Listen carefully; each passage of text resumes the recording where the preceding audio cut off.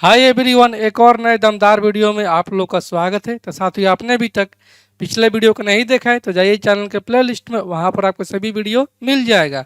तो आज का हमारा पहला प्रश्न है, यदि a माइनस का 4b बराबर में 20 और 6b प्लस का 5a बराबर में 22 हो तो a माइनस बी का मान कितना होगा। ठीक है, तो यहाँ से दिया है कि a माइनस 4b का मान यहाँ से दिया है कि ये है 20 और दिया यहाँ से कि 5 है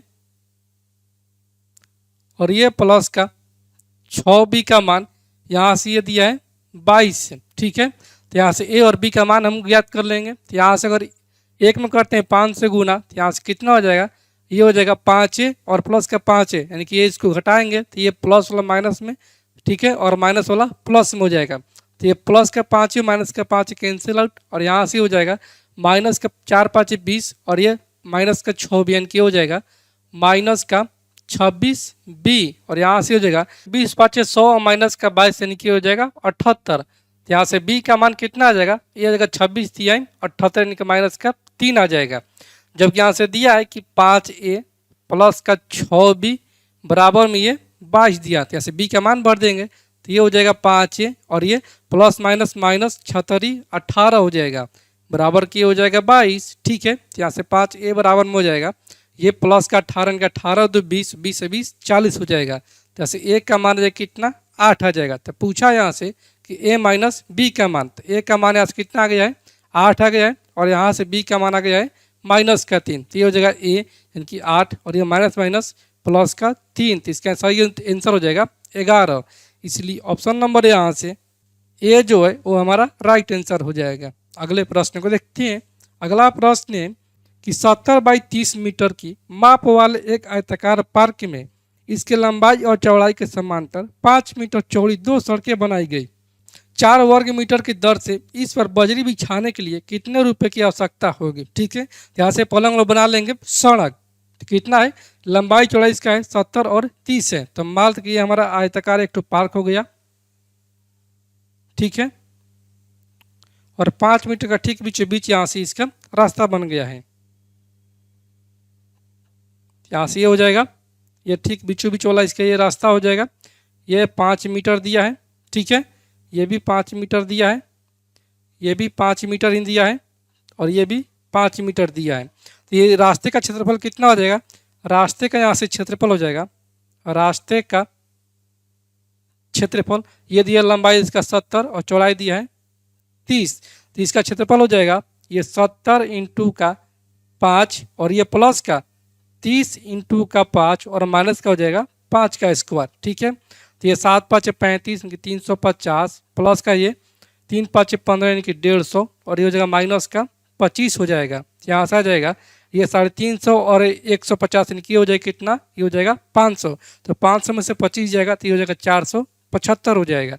ठीक है, ये मीटर स्क्वायर में रास्ता का एरिया आ जाएगा। तो यहाँ से खर्च कितना दिया है, यहाँ से दिया है कि 4 वर्ग मीटर की दर से, कि 1 वर्ग मीटर का यहाँ से दाम है 4 रुपया, तो ऐसे इसका खर्च निकल जाएगा।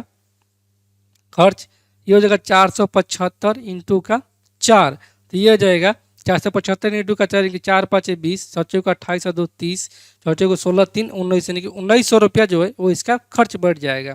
इसलिए ऑप्शन नंबर यहाँ से बी जो है वो हमारा राइट आंसर हो जाएगा। अगले प्रश्न को देखते हैं। अगला प्रश्न है, एक संख्या को जब 636 और 364 के योग से विभाजित किया जाता है तो प्राप्त भागफल जो है वो इन संख्याओं के अंतर के बराबर और शेषफल 6 आता है। तो यह संख्या क्या है। ठीक है, तो मान लेते कि वो संख्या जो है वो है 1 से, तो जब संख्या को मान ले कि यह है 1, कितना से भाग दिया जा रहा है, ये भाग दिया जा रहा है 636 प्लस के 364 के योग से, तो इसका योग हो जाएगा 364 प्लस के 636 यानी हो जाएगा 1000 हो जाएगा। तो भागफल कितना प्राप्त हो रहा है, यहाँ से प्राप्त हो रहा है इन दोनों का अंतर, तो 636 और 364 का अंतर कितना हो जाएगा, 6 में से 4 जाएगा 2, ठीक है, और ये 13 में से 6 जाएगा 7 और ये 5 में से 3 जाएगा 2, 272 हो जाएगा। और शेषफल कितना प्राप्त हो रहा है, ये प्राप्त हो रहा है 6 प्राप्त हो रहा है, क्योंकि यहाँ से शेषफल प्राप्त हो रहा है 6। तो जानते हैं साथियों हम लोग कि भाजक बराबर में होता है भाज्य गुणे भागफल प्लस का शेष होता है, इनको वो संख्या हो जाएगा x बराबर में ये हो जाएगा 1000 इंटू का ये 272 प्लस का 6 हो जाएगा, यानी कि ये आ जाएगा ये 272 पर कितना जीरो, 3 तो जीरो और प्लस का ये हो जाएगा 6, यानी कि ये हो जाएगा 272 पर डबल जीरो और 1 यानी कि 2,72,006 जो है वो इसका यहाँ से संख्या आ जाएगा, सॉरी संख्या आ जाएगा। इसलिए ऑप्शन नंबर यहाँ से ए जो है वो हमारा राइट आंसर हो जाएगा। अगले प्रश्न को देखते हैं। अगला प्रश्न है कि एक कपड़ा व्यापारी है जो कि 27 मीटर कपड़ा बेचता है, तो उसे कपड़े के 9 मीटर के विक्रय मूल्य के बराबर लाभ कमाता है, तो लाभ प्रतिशत ज्ञात कीजिए। यानी कितना के बेच रहा है, यहाँ से एसपी कर रहा है, ये कर रहा है 27 मीटर कपड़ा, तो इसको लाभ कितना प्राप्त हो रहा है, लाभ इसको प्राप्त हो रहा है ये 9 मीटर विक्रय मूल्य के बराबर लाभ प्राप्त हो रहा है। तो क्रय मूल्य कितना हो जाएगा, क्रय मूल्य यहाँ से हो जाएगा ये विक्रय मूल्य माइनस का लाभ हो जाएगा, यहाँ से हो जाएगा 27 माइनस का 9 यानी कि हो जाएगा 18 हो जाएगा। तो पूछा यहाँ से तो लाभ परसेंट कितना है, तो ये लाभ कितना है, लाभ जो है वो क्रय मूल्य का आधा है, यानी कि यहाँ से प्रॉफिट परसेंट जो हो जाएगा वो हो जाएगा 50% हो जाएगा। ठीक है, इसलिए ऑप्शन नंबर यहाँ से ए जो है वो हमारा राइट आंसर हो जाएगा। अगले प्रश्न को देखते हैं। अगला प्रश्न है कि एक बल्लेबाज द्वारा 15वीं पारी में 80 रन बनाने से उसका औसत 4 बढ़ जाता है, तो 15वीं पारी के बाद उसका औसत ज्ञात कीजिए। ठीक है, तो 15वीं पारी में कितना रन बनाता है, यहाँ से 15वीं पारी में रन बनाता है, 15वीं पारी में ये 80 रन बनाता है, तो इसका औसत कितना बढ़ जा रहा है, ये बढ़ जा रहा है 4 के औसत। तो यहाँ से 14वीं पारी में कितना रन बनाया होगा, यहाँ से देख लेते हैं एवरेज, यहाँ से 14वीं पारी तक इसका एवरेज हो जाएगा, 14वीं पारी तक ये हो जाएगा 80 माइनस का कितना है पारी 15, और कितना का वृद्धि हो रहा है, ये वृद्धि हो रहा है यहाँ से 4 की वृद्धि हो रहा है, यानी कि यहाँ से 14वीं पारी में इसका एवरेज था ये 80 और माइनस का 15 चौका 60, यानी कि इसका एवरेज कितना था 20 था। ठीक है, तो अब बोला कि 15वीं पारी के बाद इसका नया औसत कितना हो जाएगा, जैसे 15वीं पारी के बाद कितना हो जाएगा, 15वीं पारी के बाद जब 80 रन बनाता है तो इसका नया एवरेज हो जाएगा ये 20 और कितना से बढ़ जाता है 4 से बढ़ जाता है, यानी कि इसका नया एवरेज हो जाएगा 24 हो जाएगा। ठीक है, इसलिए ऑप्शन नंबर यहाँ से बी जो है वो हमारा राइट आंसर हो जाएगा। अगला प्रश्न है कि 3 औरतें प्रतिदिन 10 घंटे काम करके किसी काम को 20 दिनों में पूरा कर लेती है। यदि 4 औरतें 3 आदमियों के बराबर काम करती है तो 16 आदमी उसी काम को प्रतिदिन 15 घंटे काम करके कितने दिनों में पूरा कर पाएंगे। ठीक है, तो यहाँ से दिया है कि 4 औरतें जो है कि 4 वोमेन ये बराबर काम करती है 3 आदमी यानी कि 3 मैन के बराबर काम करती है। तो यहाँ से वोमेन और मैन की क्षमता कितना आ जाएगा, ये हो जाएगा 3/4 आ जाएगा। तो यहाँ से दिया है क्या, दिया है कि 3 औरतें यानी कि 3 वोमेन, तो एक वोमेन की क्षमता है 3, तो 3 वोमेन की क्षमता कितना हो जाएगा टोटल कार्य, ये हो जाएगा 3 गुने 3, और ये करती है कितना में प्रतिदिन 10 घंटे काम करके। ठीक है, ये किसी काम को कर देती है 20 दिनों में।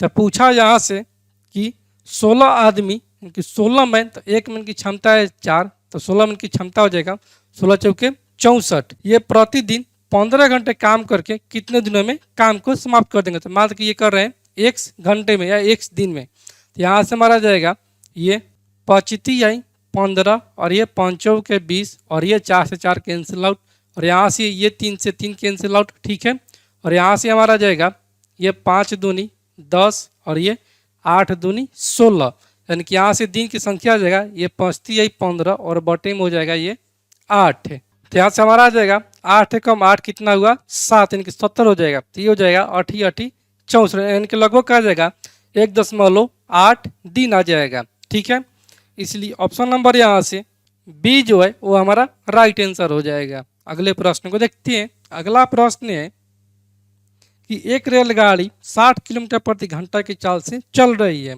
यदि रेलगाड़ी की लंबाई 100 मीटर हो तो यह 150 मीटर लंबे रेलवे प्लेटफॉर्म को पार करने में कितना समय लगी। जैसे चाल कितना दिया है 60 किलोमीटर प्रति घंटा है, जबकि यहाँ से चाल बराबर होता है दूरी बट्टा में समय, तो टोटल दूरी जो हो जाएगा वो जगह रेलगाड़ी की लंबाई और प्लस का हो जाएगा प्लेटफॉर्म की लंबाई। ठीक है, और उसी को पार करने में जो समय लगेगा वही हमसे पूछा गया है। यहाँ से चाल कितना दिया है, चाल यहाँ से दिए कि 60 किलोमीटर प्रति घंटा है, तो इसको बदलेंगे हम लोग मीटर प्रति सेकंड में, क्योंकि लंबाई दिया है मीटर में, तो गुना करना होगा हमको 5/18 से। और ये दूरी कितना हो जाएगा, ट्रेन की लंबाई प्लस का प्लेटफॉर्म की लंबाई। तो ये ट्रेन की लंबाई दिया 100 मीटर और प्लेटफॉर्म की लंबाई दिया है 150 मीटर। और बॉटम में हो जाएगा टी, यहाँ से हो जाएगा 76 18 और ये 14 में 60 है। यहाँ से जो 10 पचे 50 बट्टे में 3 बराबर का ये 250 और बट्टे में हो जाएगा टी। तो यहाँ से ये कट जाएगा 5 बार में और बचती है 15, यानी कि इसको समय जो होगा पार करने में वो लगेगा 15 सेकेंड का समय। ठीक है, इसलिए ऑप्शन नंबर यहाँ से बी जो है वो हमारा राइट आंसर हो जाएगा।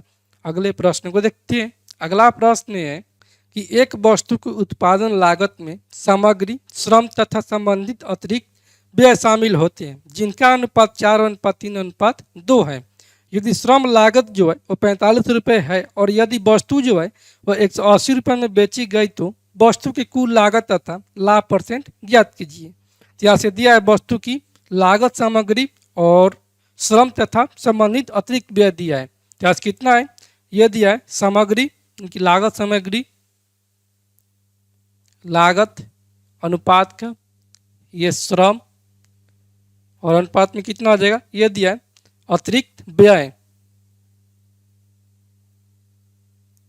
अतिरिक्त व्यय इनका अनुपात यहाँ से दिया है कि ये 4:3:2 है।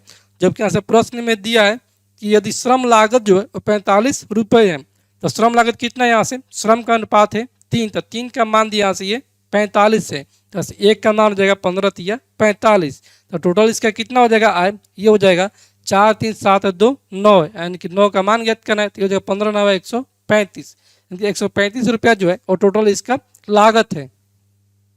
ठीक है, तो यहाँ से ऑप्शन में अगर देखते हैं तो ऑप्शन ए में केवल है 135, यानी कि ऑप्शन ए ही हमारा सही उत्तर हो जाएगा कि 135 रुपये इसका लागत है और इसका प्रॉफिट होगा 33.1/3% का अगर निकालेंगे तो। ठीक है, तो ऑप्शन से बनाने का आप लोग प्रयास कीजिएगा, और नहीं तो एक स्टेप और बढ़ जाएंगे हम। इसमें क्या है, यहाँ से कितना इसका क्रयमूल्य यहाँ से है कि 135 है और विक्रयमूल्य कितना कर रहा है, विक्रयमूल्य यहाँ से कर रहा है कि ये 180 रुपये में बेचता है।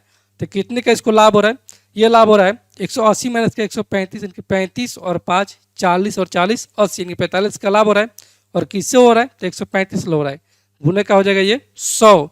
तो यहाँ से हो जाएगा 5 9 45 और ये 5 2 10 और 7 5 35 और ये 33 के 9 और ये 3 9 27 और यहाँ से 33 के 9 यानी कि 100/3, तो ये हो जाएगा 33 सहित 1/3% का इसको लाभ हो रहा है। तो ऑप्शन से बना सकते हैं अपने समय बचाने के लिए, नहीं तो एक स्टेप और बढ़ जाएंगे अगर आपके पास समय बचेगा तो।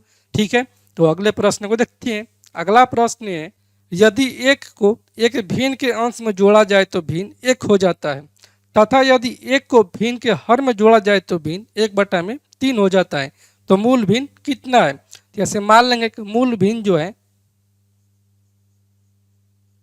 मूल भिन्न वह है x/में, यहाँ से ये हो जाएगा ये अंश और बटे में होता है हर। तो पहले में क्या बोल रहा है, यदि एक को एक भिन्न के अंश में जोड़ा जाए, यानी कि x में 1 जोड़ा जाता है।